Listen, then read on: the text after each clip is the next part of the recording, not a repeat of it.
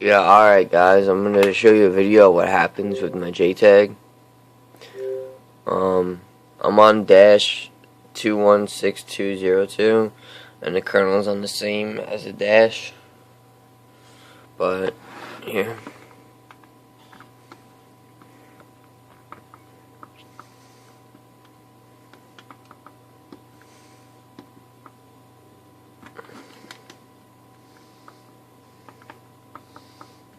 I got the content folder on here, and I got the game right here, but it doesn't show up.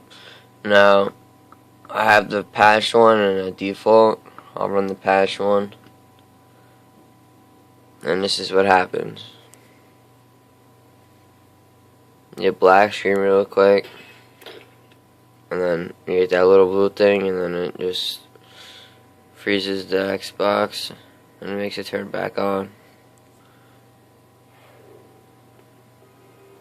See, that's what my problem is. If anybody can help, that'd be great. Thanks.